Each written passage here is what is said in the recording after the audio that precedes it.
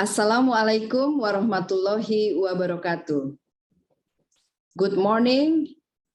May peace, mercy, and the blessing of God be upon you. Dear delegates of ASEAN member states, dear representative of the ASEAN Secretariat, colleagues, ladies and gentlemen. Indeed, it is my pleasure to meet and gather together again with you all on our 18th meeting of the ASEAN Working Group on Forest and Climate Change, virtually on 6th of April 2022.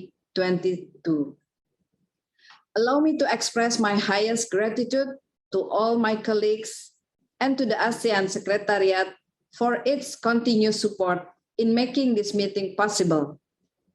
Due to the pandemic COVID-19 situation, this meeting can still be held virtually, but hopefully this does not lessen our spirit and cooperations on the issues of forest and climate change. And most importantly, in this situation, we still stay healthy.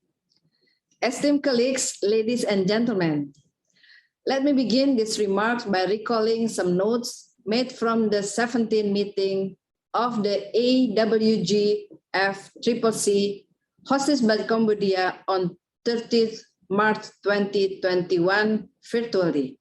The meeting updated national initiatives on forests and climate change from the ASEAN member state.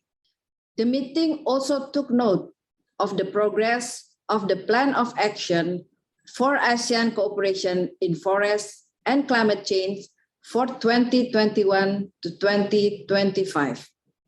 The meeting also took note of the updated report from the COP25 of the UNFCCC, as well as the preparation for the COP26 of the UNFCCC.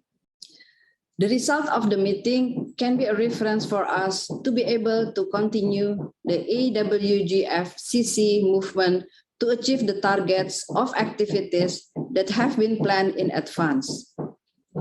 Colleagues, ladies and gentlemen, based on the result of the COP26 UNFCCC, which was held in Glasgow, UK, we underline Glasgow Leaders' Declaration on Forest and Land Use, which one of its statements contains emphasizes the critical and interdependent roles of forests to help achieve a balance between anthropogenic greenhouse gas emissions and removal by sinks, and to adapt to climate change. Furthermore, the leaders also declare to strengthen the efforts to conserve forests and accelerate their restoration, to facilitate trade and development policies, to promote sustainable development and sustainable commodity production and consumption, to reduce vulnerability, build resilience, and enhance rural livelihood, to reaffirm international financial commitments and significantly increase finance and investment from a wide variety of public and private sources, and to facilitate the alignment of financial flow with international goals to reverse forest loss and degradation. We hope that this initiative is essential to meeting the Paris Agreement goals, including reducing vulnerability to the impacts of climate change and holding the increase in global average temperature to well below 2 degrees Celsius and pursuing efforts to limit it to 1.5 degrees Celsius. Noting that the science showed a further acceleration of efforts is needed if we are to collectively keep 1.5 degrees Celsius within reach. This moment can be used as our efforts to strengthen the role of the forestry sector in climate change. Through this AWG-FCC, we hope to encourage more concrete efforts in forest management for climate change, especially in the ASEAN region.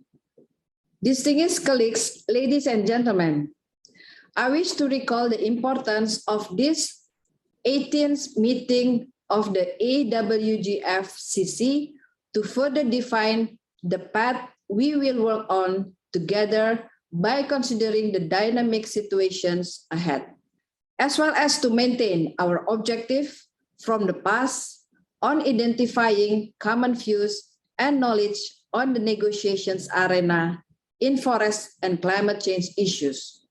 Last but not least, I would like to remind us once again of the dynamic that is getting more complex than ever in tackling the climate change issues ahead of us. We must work hand in hand to tackle the issues in comprehensive manner, inclusive, integrity, and accountability, and always nurture the spirit of friendship and cooperation in ASEAN. To conclude, it is my sincere wish that we would have a productive discussion as well as fruitful outcomes after the meeting. I wish you all the best. Stay happy, stay healthy. Wassalamualaikum warahmatullahi wabarakatuh.